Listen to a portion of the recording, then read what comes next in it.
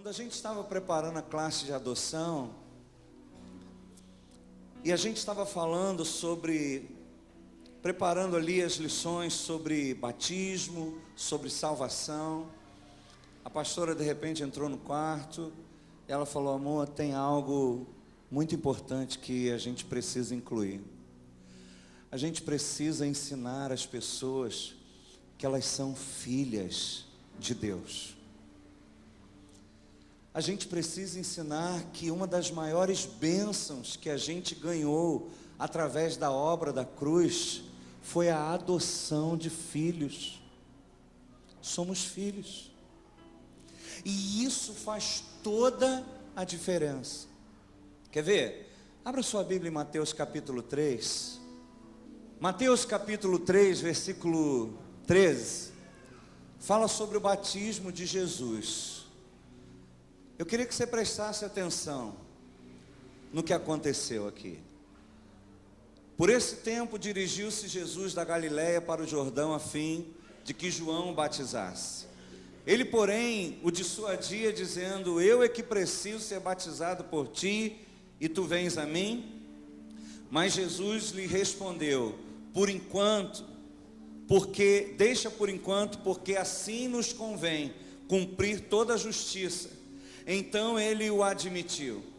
Batizado Jesus, saiu logo da água, e eis que se lhe abriram os céus, e viu o Espírito de Deus descendo como pomba vindo sobre ele. E eis uma voz do céu que dizia: o que dizia a voz do céu? Esse é o meu filho amado, que me dá muita alegria. Prestou atenção?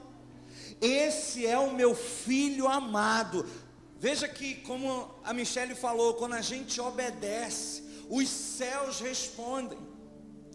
Jesus decidiu se batizar porque era um projeto de Deus, é mandamento de Deus. João Batista falou: não, eu é que tenho que ser batizado por você. Ele falou: eu preciso cumprir a justiça do meu Pai. E naquele momento, por ele ter sido fiel em tudo que o Pai lhe ordenou, a partir do momento que ele se batiza, e quando ele cumpre, veja que coisa interessante, ele se batiza, e quando ele sai, os céus se manifestam. Esse é o meu filho amado, que me dá muita alegria. Jesus foi afirmado publicamente: esse é o meu filho amado, que me dá muita alegria. Após esse momento, começa um tempo muito importante na vida do nosso Senhor Jesus. Veja, continua aí, Mateus 4. Mateus 4, versículo 1. É só continuar.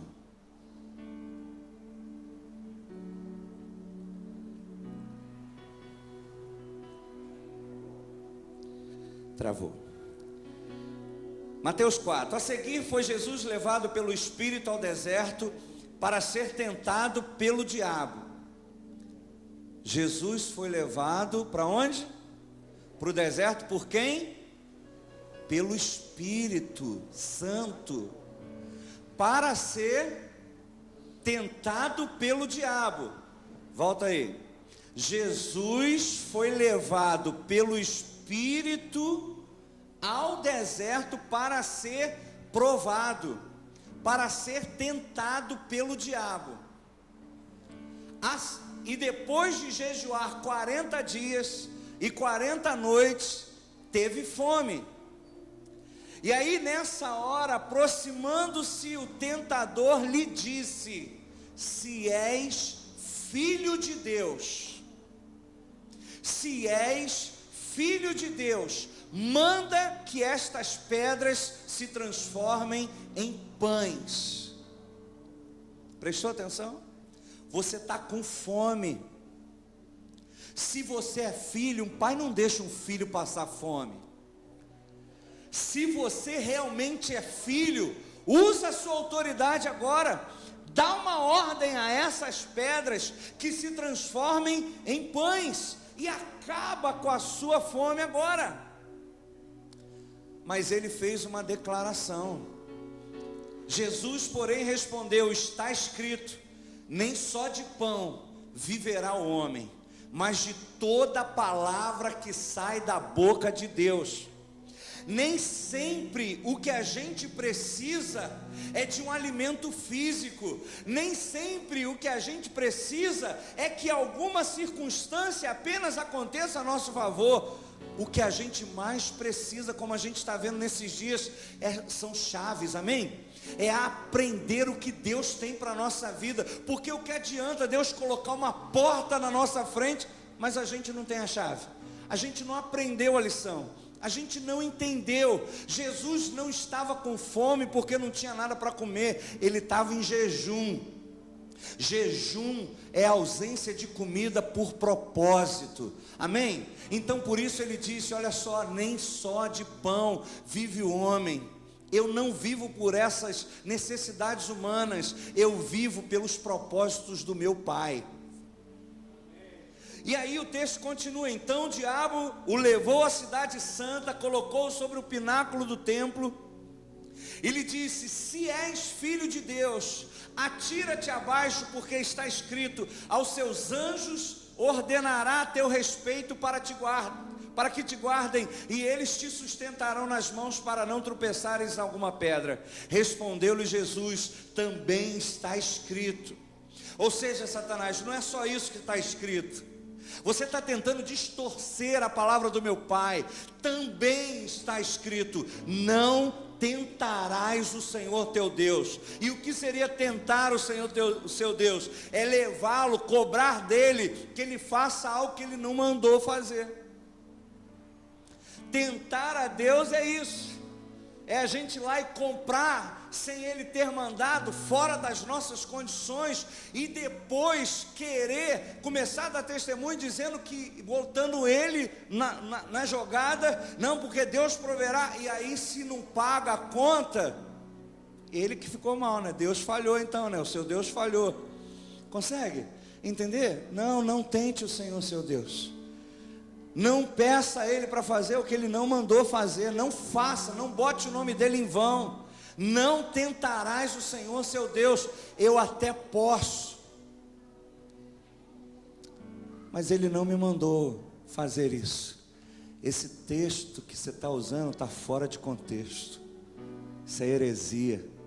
Isso não vem do céu, e eu rejeito.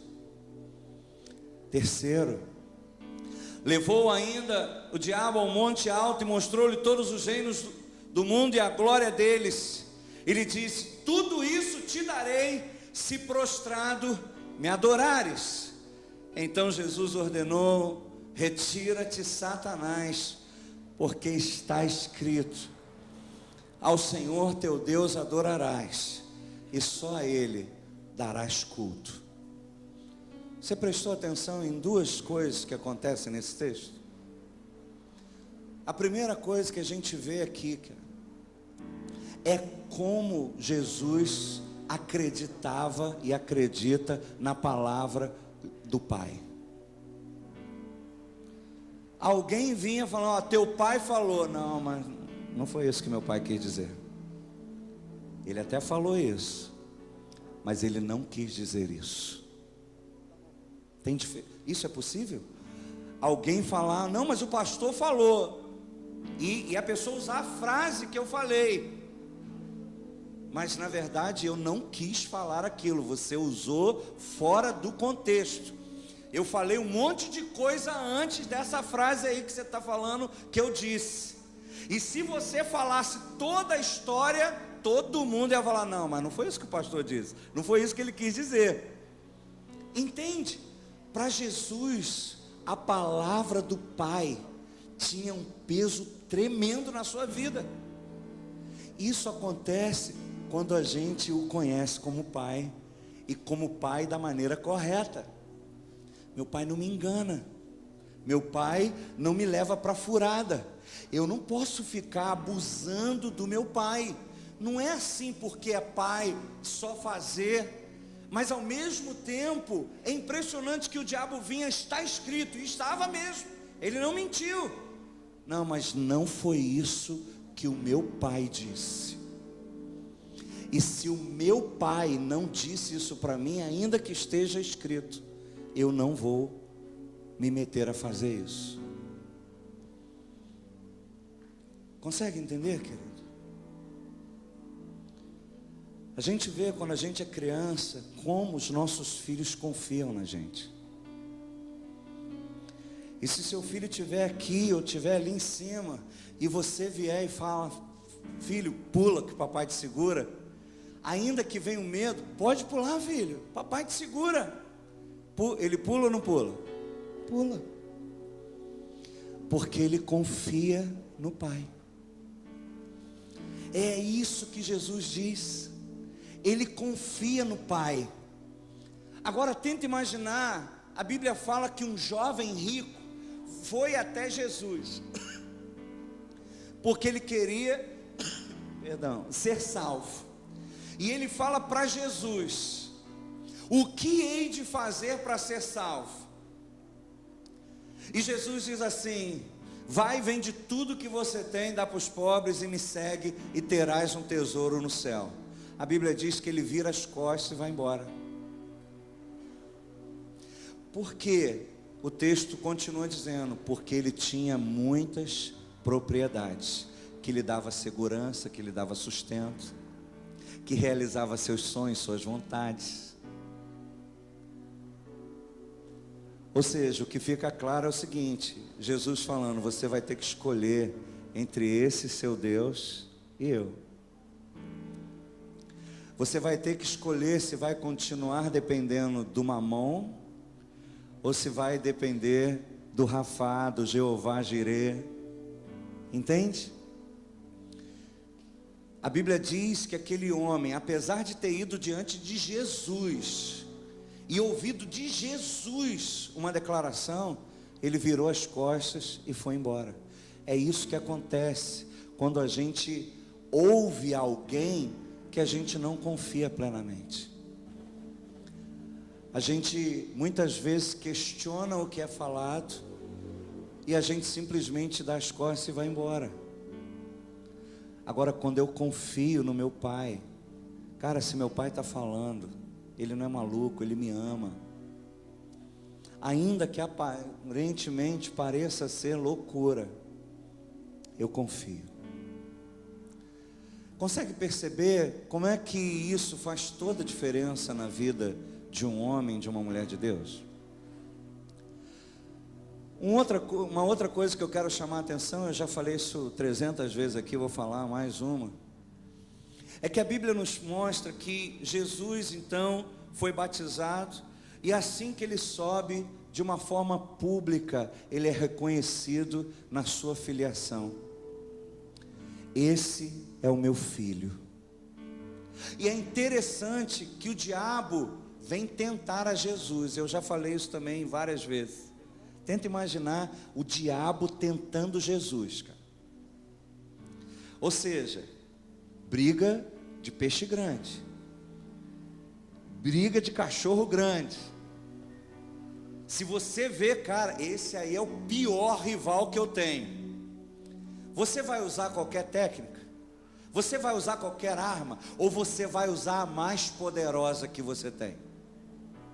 Entende? Qual foi a arma mais poderosa que o diabo usou para tentar impedir que Jesus vivesse o propósito do Pai? Questionar a sua identidade de filho. Se você é filho mesmo, pula, prova. Se você é filho, transforma. Se você é filho, consegue entender? E por que Jesus não entrou nesse jogo que muitos têm entrado? Eu posso, sabe, como se eu pudesse ouvi-lo dizendo, rapaz, chegou tarde. Eu acabei de ser afirmado publicamente que eu não só sou filho, mas eu sou filho amado e que dou muita alegria para Ele. Tem que te provar nada, cara. Eu não tenho que te provar nada. Mas já que você está usando a Bíblia, vamos lá. Também está escrito. Também está escrito. Também está escrito. E o diabo teve que vazar, falou, cara, a casa caiu, perdi. Mas você conseguiu entender? O diabo usou sua maior arma, que é o quê? A nossa identidade de filho. Porque se eu não acredito nessa paternidade, eu estou inseguro, eu tenho medo, eu não consigo confiar. Por isso que realmente um dos maiores presentes que a gente recebeu através da obra da cruz não foi apenas o perdão dos nossos pecados, mas foi a adoção de filhos. Porque alguém, ainda que tenha sido perdoado, ainda que tenha sido resgatado, ele ainda vai passar por lutas, tribulações, provas nessa terra. E se ele não confia no seu pai, se ele ainda é órfão, ele está sozinho, ele vai tentar lutar sozinho, ele vai tentar enfrentar sozinho. E muitas vezes, só em imaginar lutando, e cara, não vou nem tentar, cara. Quem sou eu? Quem sou eu? Sempre foi assim, cara. Quando Deus escolhe os homens, a Bíblia diz que os planos deles são maiores do que os nossos, cara. Tem pessoas que acham que todo mundo é filho de Deus. Não, não, não. Todo mundo é criatura. Todos fomos criados. Mas filho, só quem recebeu o espírito da adoção. Só quem foi adotado. Amém? Olha que diferença isso faz. É interessante que quando Jesus veio, querido, Ele não veio simplesmente unir o homem a Deus. Ele veio revelar o Pai. Se você pega os momentos de oração, que são momentos íntimos, como a Michele falou, que são momentos onde eu estou em crise, onde eu preciso de respostas. Os discípulos pediram a Jesus, ensina-nos a orar. Falou, então vocês vão falar assim, Pai Nosso. Ó. Ele não falou, fala assim, ó Pai de nosso Senhor Jesus Cristo. Não, ele fala assim, Pai Nosso. Pai Nosso. Ele fala assim, não foi você que me escolheu, mas eu que te escolhi para que você vá e dê fruto, e tudo que pedirdes ao Pai, em meu nome, Ele vou-lo conceder. Lá em Mateus 7, coloca aí Mateus 7. Olha que coisa interessante, olha que diferença faz, querido, quando a gente vê o nosso Deus como Pai. Mateus 7,7 diz assim: pedi e dar-se-vos-á, buscai e achareis, pois todo o que pede recebe, o que busca encontra, e a quem bate se abrir-se-lhe-á. Ou qual dentre vós é o homem que, se porventura o filho lhe pedir pão, lhe dará pedra? Ou se lhe pedir um peixe, lhe dará uma cobra? Ou se vós que sois maus, sabeis dar boas dádivas aos vossos filhos, quanto mais o quê? O vosso Pai que está nos céus dará boas coisas aos que lhe pedirem. Ele nunca levou a gente a orar a Deus. Ele sempre nos quis mostrar, você tem um Pai. E quando você for falar com Ele, lembra disso. Vocês são maus, são egoístas, são caídos. E mesmo assim, quando um filho pede um pão, vocês não dão uma pedra. Quanto mais o vosso Pai. Consegue entender como é que faz diferença? Quando você for orar, lembra disso. Lembra quando teu filho vem falar com você? Você é mau, cara. Você é limitado. Como é que você age com seu filho?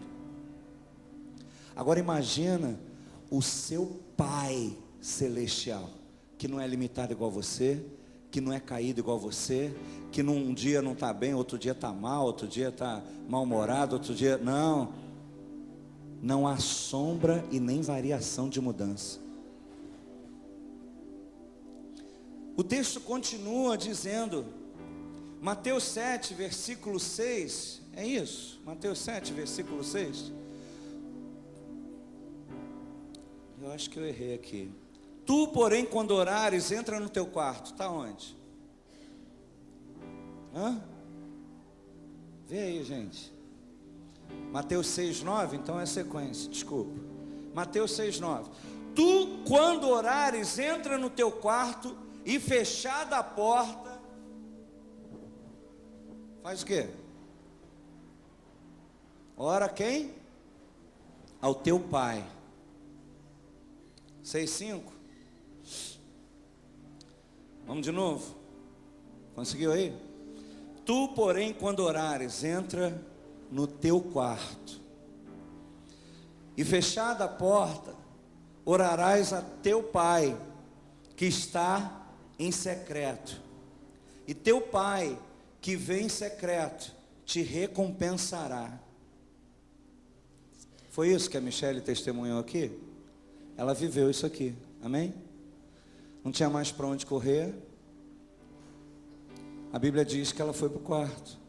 Falou, pai, a única coisa que eu posso fazer agora é como filha, fazer um pedido daquilo que o Senhor um dia prometeu.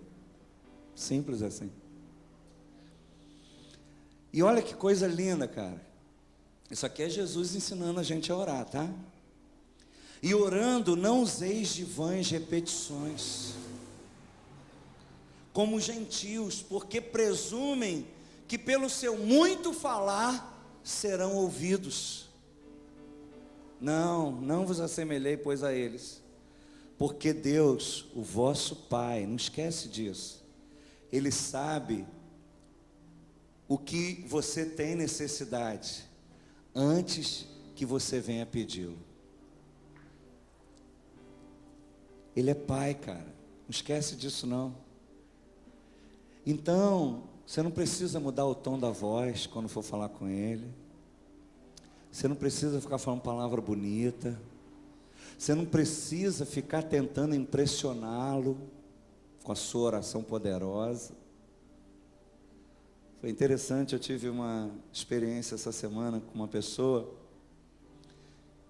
que, apesar de um tempo na igreja, ela não tinha uma experiência real com o Pai. E como eu falei, existem algumas lutas que Deus prepara para a gente conhecê-lo, e ela o conheceu. E foi muito lindo, sabe, ela compartilhando, poxa pastor, eu falei, então eu vou provar. Ô Pai, ô Deus, eu quero ser sua filha, mas eu não sei como é que é ser filha, porque eu não conheci meu pai. E eu não vou ajoelhar não, porque se você quer ser meu amigo, a gente vai conversar. Muito legal, cara. É exatamente isso. E ela falou que ali ela foi usando fé, né? Porque antes ela estava debaixo, como muitos de nós, de um ritual, né? Ó, tem que fazer assim, tem que fazer assado, cuidado e tal, pá. E a gente olha como ele lá em cima no trono, olhando para a gente e tal, cara, tem que ir com reverência, pá. E naquele momento ela decidiu romper. Por quê? Porque aquele Deus todo reverente, ela não estava conseguindo confiar. Ela estava sentindo ele distante. E naquele momento, mais do que nunca, ela precisava de um pai, de um amigo, de um colo. E ela decidiu usar a sua fé e falar, pai, eu quero ser seu amigo. Eu não sei como é que faz isso, mas eu estou aqui, eu vou tentar. Não vou ficar de joelho. Vou ficar sentado, porque se é meu amigo, eu converso sentado. E ali ela começou a romper e desenvolver. Isso faz diferença na vida de uma pessoa, querido? Toda a diferença, cara. Toda a diferença. Consegue perceber? Jesus, ele em João 14, 6, ele fez uma declaração muito tremenda. Alguém lembra de cor? Sem colar? João 14, 6. Disse Jesus, vamos falar junto? Eu sou o caminho, a verdade e a vida, e ninguém... Prestou atenção? Não é Deus. Ninguém vem a Deus se não passar por mim. Não, ninguém vem ao Pai. Eu vim adotá-los, eu vim abrir o caminho para o Pai. Eu vim revelar o Pai. Porque em muitas ocasiões, Deus, cara, por mais que Ele seja poderoso, tremendo, né? Deus, quando a gente pensa Deus, é algo muito poderoso, tremendo. Mas às vezes a gente cai na armadilha de que esse Deus poderoso, tremendo, cara, Ele deve estar tão ocupado com tanta coisa para fazer, ou de repente Ele não gostou realmente muito do que eu fiz, está de mal comigo, porque eu oro, Ele não fala, não responde. Parece que Jesus já sabia que todas as religiões tentam levar você a Deus, mas Ele entendeu que existem momentos que só o Pai funciona. Só o Pai funciona. E por isso que Ele veio revelar o Pai. Olha só o que a palavra do Senhor afirma em Romanos 8. Deixa eu ver aqui. Romanos 8, 15. Porque não recebestes, o que diz ali? Um espírito de escravidão para viverdes outra vez atemorizados, mas recebestes o espírito de adoção, baseados no qual clamamos, Abba, Pai. O próprio Espírito testifica com o nosso espírito que somos filhos de Deus. Ora, se somos filhos, somos também herdeiros, herdeiros de Deus, co-herdeiros com Cristo. E se sofremos com Ele, também com Ele seremos glorificados. Recebemos o Espírito de adoção. O Espírito Santo também vem nos conduzir ao Pai. A Bíblia diz que Ele testifica no nosso espírito que somos filhos. E que Ele faça isso aqui nessa noite contigo, comigo, com cada um aqui. Que haja essa testificação, que hoje caia na sua vida todo o engodo do diabo, toda mentira do diabo. Porque, querido, desde a eternidade, Ele é o Pai da eternidade. Ele sempre desejou ter uma família, queridos. Olha só, o Salmo 68, versículos 5 e 6. O Senhor ministrou ao meu coração que desde o Velho Testamento é revelado que o Senhor sempre teve essa vontade de ter uma família. Diz assim: Ele é pai dos órfãos e juiz das viúvas, é Deus em sua morada. E Deus faz que o solitário vive em família. Tira os cativos para a prosperidade. Só os rebeldes ficam em terra estéril. Ele é pai de órfãos, cara. Porque verdadeiramente hoje o maior problema da igreja é a orfandade. E como eu estou te falando, cara, se você não se vê filho, você pode ter palavra, promessa, experiência, você não confia. Você não confia. E Deus quer revelar a cada um de nós isso. Porque, cara, se eu não confio no meu Pai, eu vou confiar em quem, cara? Eu vou confiar em quem?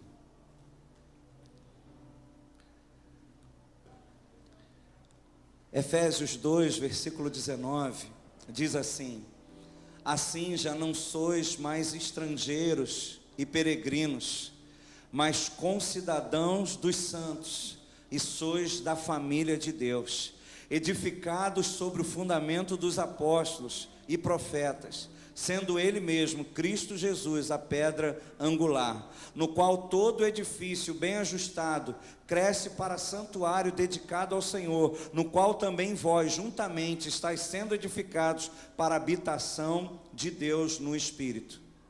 Você entendeu o que isso significa? Que através da obra da cruz, a gente deixou de ser peregrino, a gente deixou de ser estrangeiro, a gente agora é de casa, a gente agora foi trazido para a família de Deus. Sabe o que o Senhor ministrou no meu coração, que a gente precisa entender? Que se Ele é Pai, e Ele quer que tenhamos essa visão de filhos, é importante também que a gente creia que Ele tem uma família, que é a igreja. Você prestou atenção aqui? Não sois mais concidadãos, ou não sois mais estrangeiros, nem peregrinos, mas agora concidadãos dos santos e membros da família de Deus. Deus tem uma família, que é a igreja, querido, que Ele estabeleceu. Por isso que a gente tem falado insistentemente aqui, que igreja não é lugar para se frequentar, mas uma família para se pertencer. Igreja não é lugar para se frequentar, mas igreja é uma família para se pertencer. É a família que Ele estabeleceu, que seria a família dele. A Bíblia diz, querido, que Jesus é o cabeça, a igreja é o corpo. Ouvi um pastor esses dias falando isso. Existem pessoas que estão decapitando o corpo. Não, eu sigo Jesus, não quero nada com a igreja. Não existe isso. Você está decapitando o corpo. Ele é o cabeça da igreja. A Bíblia diz que Ele vai voltar para buscar a sua noiva. Ele não vai vir buscar indivíduos simplesmente, querido. A Bíblia diz que no final da história vai rolar um casamento.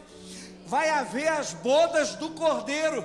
Vai haver um casamento entre Cristo e sua noiva, a igreja. E a Bíblia diz que o marido deve amar a sua esposa, assim como Cristo amou a sua igreja e se entregou por ela, para a santificá-la e apresentá-la linda, sem defeito, sem mancha, nem ruga, irrepreensível para o dia do casamento. Vai haver um casamento de Cristo e a igreja.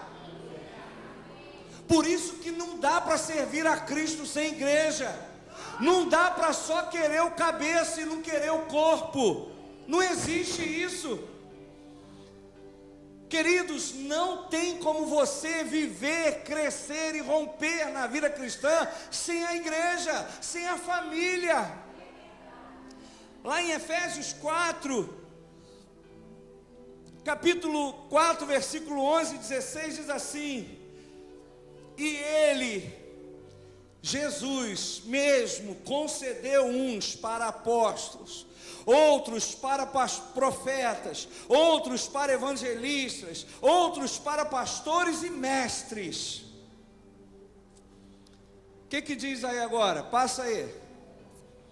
Com vistas, em outras traduções, com propósito, para que, com vistas ao aperfeiçoamento dos santos, para o desempenho do seu serviço, para a edificação do corpo de Cristo, até que todos cheguemos à unidade da fé e do pleno conhecimento do Filho de Deus, à perfeita varonilidade, à medida da estatura da plenitude de Cristo, para que não sejamos mais como meninos, agitados de um lado para o outro, levados ao redor por ventos de doutrina e pela artimanha dos homens, pela astúcia com que induzem ao erro, mas seguindo a verdade em amor, cresçamos em tudo, naquele que é a cabeça, Cristo, de quem todo o corpo,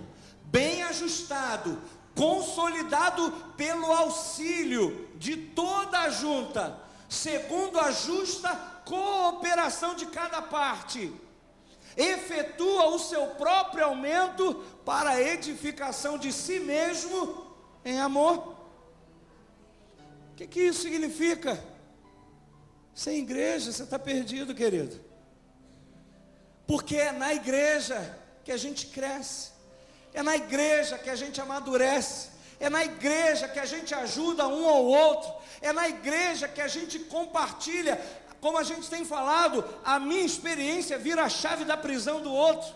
A gente começa a compartilhar, não desanima não, cara, eu vou conseguir, você vai conseguir, nós vamos conseguir, porque somos igreja, somos corpo, sujeitos ao cabeça, mas somos corpo.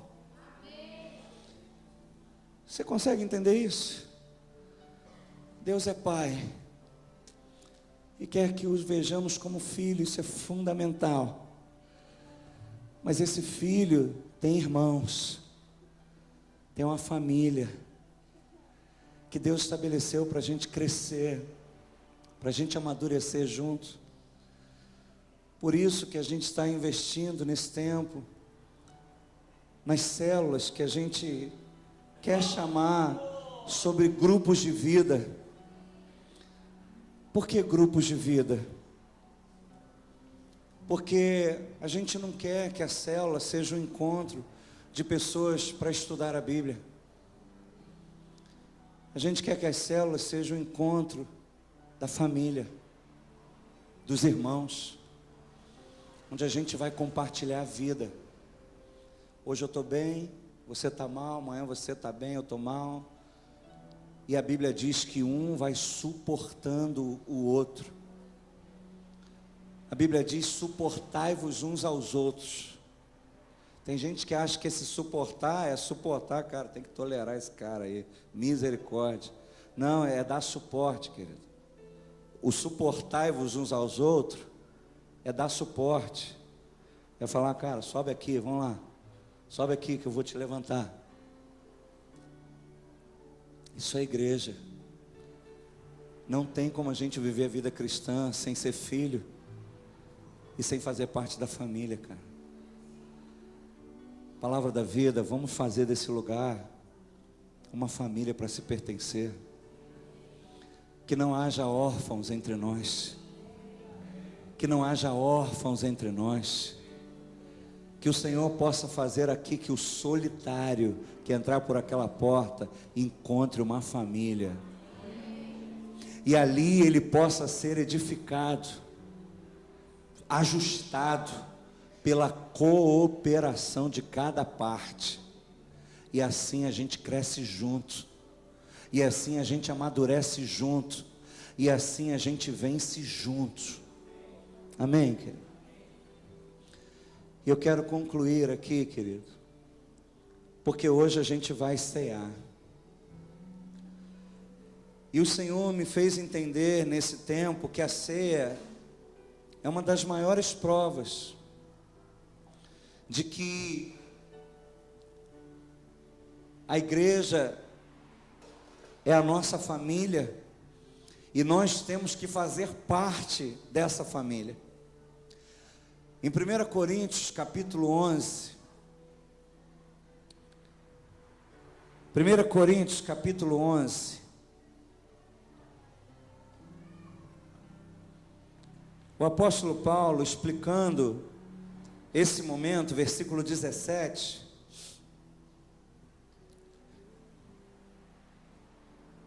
vocês não estão com calor não? Sério mesmo, cara?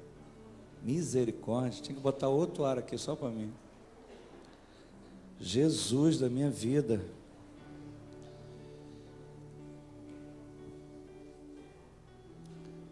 Nisso, porém, que vos prescrevo, não vos louvo,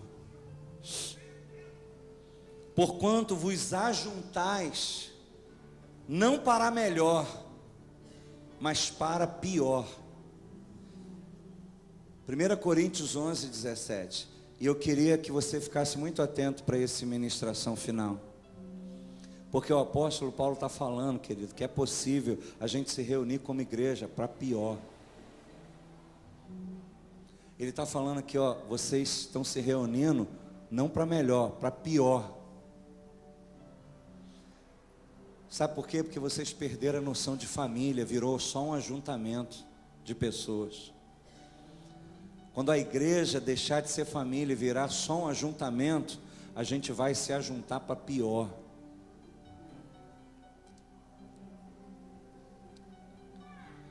Porque antes de tudo estou informado a haver entre vós divisões, quando vos reunis na igreja. E eu em parte creio, porque até mesmo importa que haja partidos entre vós, para que também os aprovados se tornem conhecidos no vosso meio. Quando, pois, vos reunis no mesmo lugar, não é a ceia do Senhor que comeis. Porque ao comerdes, cada um toma antecipadamente a sua própria ceia. E há quem tenha fome, ao passo que há quem se embriague. Não tendes porventura casas onde comer e beber, ou menosprezais a igreja de Deus e envergonhais os que nada tens? Que vos direi? Louvar-vos-ei? Nisto certamente não vos louvo, porque eu recebi do Senhor o que também vos entreguei, que o Senhor Jesus, na noite em que foi traído, tomou o pão e, tendo dado graça, o partiu e disse: isto é o meu corpo, que é dado por vós. Fazei isso em memória de mim. Você consegue entender o que está rolando aqui, querido? Paulo, ele vai explicar a ceia para aquela igreja, cheia de dons espirituais. Uma igreja que tinha um mover espiritual tremendo, mas uma carnalidade profunda. E ele fala o seguinte: quando vocês se reúnem, cara, vocês estão se reunindo para pior. Lá na frente ele diz: é por causa disso que tem um monte de gente dormindo. Ou melhor, tem um monte de gente entre vós doentes, e outros que até já dormiram, e o dormir é morrer. Por causa disso, esse lugar virou um lugar de maldição. Tem gente doente por causa do lugar, tem gente adoecendo e morrendo no meio desse ajuntamento. Olha só, cara. E sabe quando isso está acontecendo? Na hora da ceia. Mas digo eu, Paulo falando, não é a ceia do Senhor. A ceia do Senhor é para abençoar. A ceia do Senhor traz uma recordação que nos ativa, que nos anima, que nos cura. A ceia do Senhor é o lugar onde o pecador recebe perdão, se arrepende e muda de vida. A ceia do Senhor é onde a gente lembra tudo aquilo que Ele fez por nós e se apropria dessa verdade. Por isso Ele diz: não é a ceia do Senhor, vocês estão comendo a ceia de vocês. E qual é a prova que manifesta isso? Vocês não estão nem aí um para o outro, cara. Vocês não estão nem aí um para o outro. Cada um vem, pega o seu e toma, não espera o outro. Cada um está buscando a sua bênção. Você sabia que tem igreja assim? O pessoal só tá, cada um está na sua bênção, na sua luta. Eu vim aqui para buscar a minha bênção, cara. Paulo falou: não, cara, isso não é igreja não, cara. A igreja é a família de Deus, é o corpo de Cristo. E vocês estão desprezando isso, cara, na hora da ceia. Mas eu estou falando para vocês o que eu recebi do Senhor, cara. Que na noite em que Ele foi traído, Ele tomou o pão e o partiu e agradeceu ao Senhor e disse: isso aqui é o meu corpo, que é partido por vós. Vocês que vão comer desse mesmo pão, significa que vocês são cada parte desse aqui. Todas as vezes que vocês fizerem isso, lembra de mim, cara. Lembra que esse ajuntamento, ele tem um propósito. Lembra que isso aqui é a minha igreja, a minha família, onde os irmãos se encontram.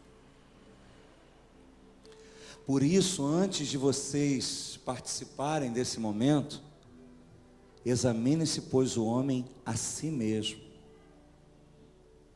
Para de ficar olhando para o outro. Para de jogar sua falta de posicionamento como desculpa na falta de posicionamento do outro.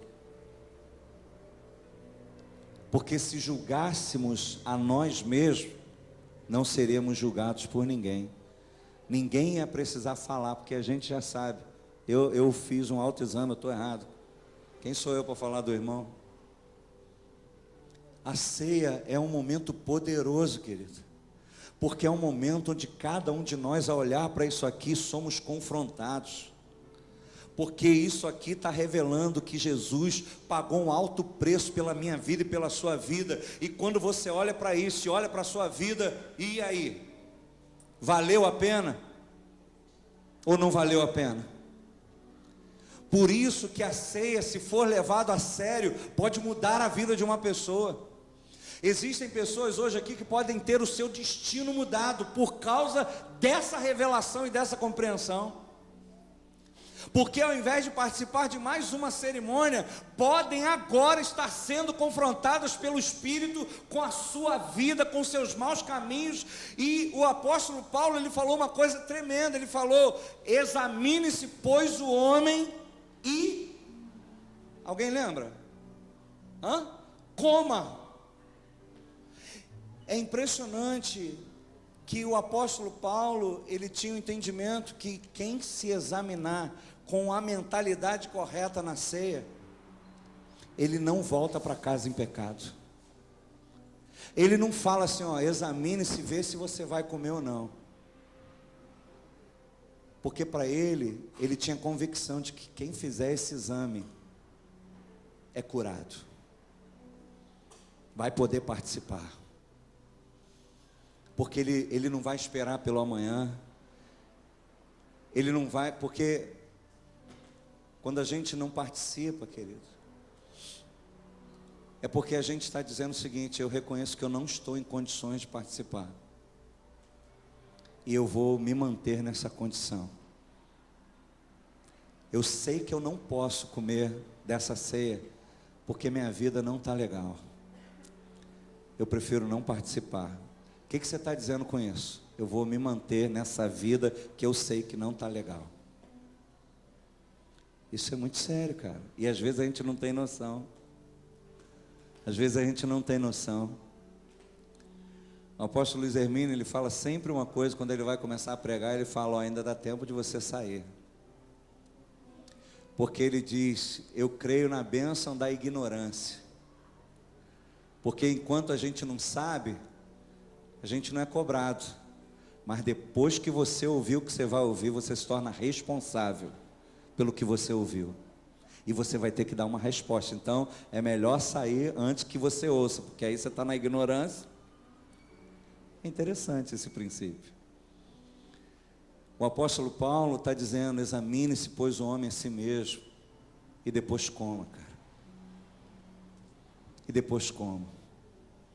Agora, é claro, ele alerta: mas aquele que come e bebe, sem discernir o corpo, que era o que eles estavam fazendo. Eles não eram corpo. Cada um pegava a sua própria ceia e vazava. Cada um metia lá e comia, e quando chegava o outro não tinha nada. Todo aquele que come e bebe sem discernir o corpo. Isso aqui não é pão não, cara. Isso aqui é um símbolo profético do corpo de Cristo que foi partido. E aí, está aqui, 1, 2, 3, 4, 5. Isso aqui é o corpo de Cristo. Todo aquele que come e bebe sem discernir, come e bebe para sua própria condenação.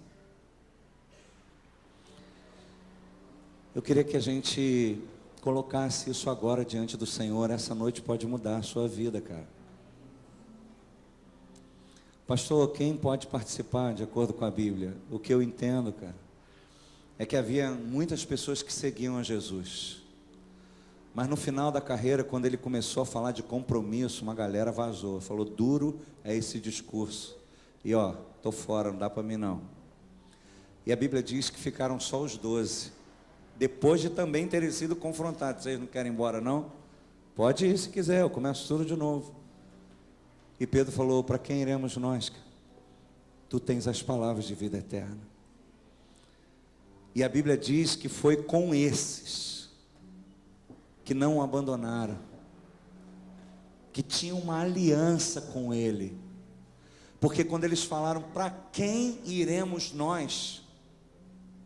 O que ele quis dizer? Estamos juntos, cara, não tem para onde ir, não tem outro lugar para procurar, eu estou fechado contigo, nós temos uma aliança.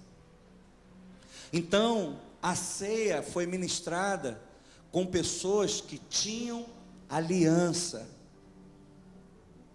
Por isso nós cremos que só deve participar desse momento quem já assumiu a sua aliança com Cristo através do batismo. Porque tem muitas pessoas que dizem, não, eu creio em Cristo, mas não se batizam. É a mesma coisa de falar, eu amo a Vandeli, mas não quero casar com ela não. Tá bom assim do jeito que tá, a gente está juntinho só. Não, cara. Porque quando você vai no cartório e oficializa, você está honrando o matrimônio. É igual uma casa que você pagou um preço para legalizá-la e ela deixa de ser posse. Agora tem escritura, o valor dela aumenta. Quando a gente vive junto, é igual um poceiro. A gente está ali. Pode ser que qualquer momento, o pessoal pode, essa terra é minha. Não, mas cadê o documento? Não tem documento. Não tem documento. Eu fui ficando. E falaram para mim que casado com fé, como é que é? Juntado com fé, casado é. A gente foi pela fé. Não, irmãos. Não é assim. Não é assim. É tempo da gente honrar a família de Deus e a nossa família. Porque Paulo estava falando, vocês não estão nem aí para a família, vocês só pensam em vocês, cada um estão vivendo para si. E cara, foi pago um alto preço para que a gente não vivêssemos mais para nós, mas vivêssemos agora pelo reino e pelo rei. Eu não sei como é que você chegou aqui, eu não sei as pendências que existem na sua vida, mas essa noite, cara, você está aprendendo pela palavra e pelo Espírito, que o Senhor quer te ter como filho, cara. Ele quer te dar poder de se tornar filho. Autoridade, cara. Querendo dizer que você não vai ser um adotado, rejeitado, a segunda classe. Não, é co-herdeiro. É igual. Filho de Deus. E isso pode mudar, e eu desafio a você provar, como essa pessoa que esteve comigo essa semana fez. Sai hoje daqui, vai para a tua casa, entra no teu quarto, fecha a porta e ora ao teu pai. Faz o que a Michele fez. Coloca para o teu pai. Pai, não sei o que mais que eu faço. Pai, a única coisa que eu posso fazer é entrar em tua presença como filho e falar, pai, me socorre, cara, me ajuda, eu não tenho mais para onde ir, só tu tens as palavras de vida eterna, e você pode se surpreender nesses dias, entendeu? E ele é maravilhoso, cara, que ele não tem problema com pessoas rejeitadas e feridas por uma paternidade errada. Porque quem sabe tem pessoas aqui que falam: pô, pastor, mas pai para mim é uma coisa tão ruim. Pai, toda vez que eu lembro de pai, essa palavra pai, pô, pai é muito ruim, cara. Não é porque você não conheceu a paternidade de Deus. Eu queria que você, como Gideão fez, ele falou: Senhor, é você mesmo? Então eu quero fazer uma prova. Chove ali, não chove aqui. Ele não teve problema não, ele falou: tá bom, cara. Sabe por quê? Porque ele sabia do coração de Gideão.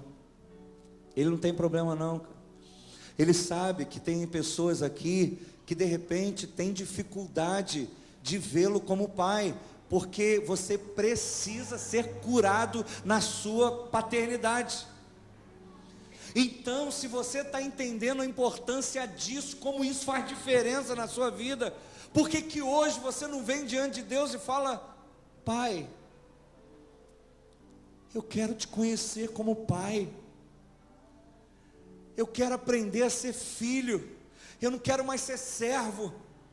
Sabe por quê, querido?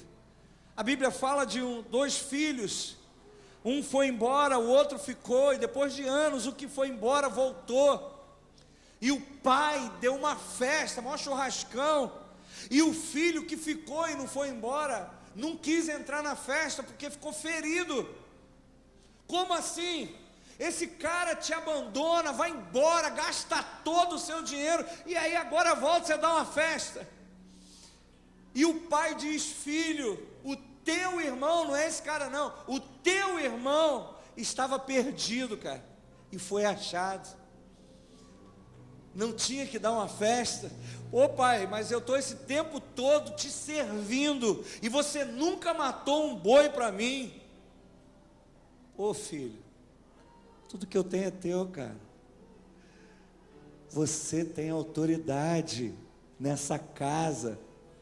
O filho, quando estava lá com o porco lá, falou o seguinte: cara, eu vou voltar para a casa do meu pai, eu tenho casa, eu tenho pai, cara, e eu estou comendo essa porcaria aqui.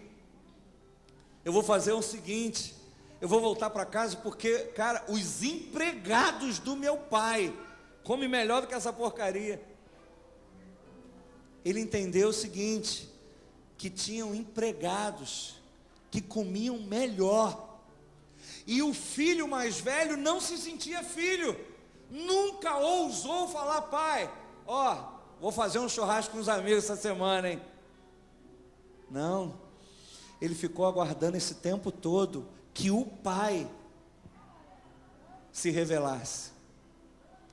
Mas quem sabe não é o momento de você hoje provar: pai, eu quero te conhecer, eu quero te conhecer, eu quero te conhecer. Hoje é tempo de cura, querido, hoje é noite de cura para alguns aqui, e a sua vida vai mudar, cara. Eu profetizo pelo Espírito Santo de Deus, que a sua relação com Deus muda a partir de hoje. Esse Deus distante, afastado, acabou, morreu, esse morreu. E hoje eu te apresento o seu Pai.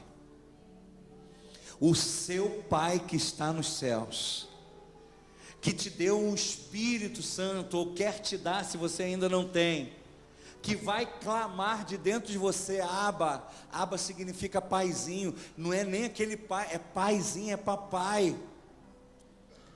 A gente precisa disso. Então, antes da gente cear, eu queria orar por você que entende: pastor, eu preciso desse pai, eu preciso disso na minha vida. Eu tenho caminhado esse tempo todo como servo, eu tenho caminhado esse tempo todo distante, eu não consigo confiar, e realmente é como o Senhor falou, eu tenho palavras, eu tenho promessas que eu não consigo viver, porque para viver eu tenho que crer, eu tenho que confiar, eu tenho que me entregar, eu tenho que abrir mão de um monte de coisa. Mas e se eu abrir mão e o pai não estiver lá? Quem sabe hoje chegou finalmente o dia de você pular nos braços do pai. Se você entende que Deus separou essa noite para marcar a sua vida e a sua história, o altar está aqui para você vir diante dele e falar: pai, eu quero te conhecer, eu quero ser filho a partir de hoje.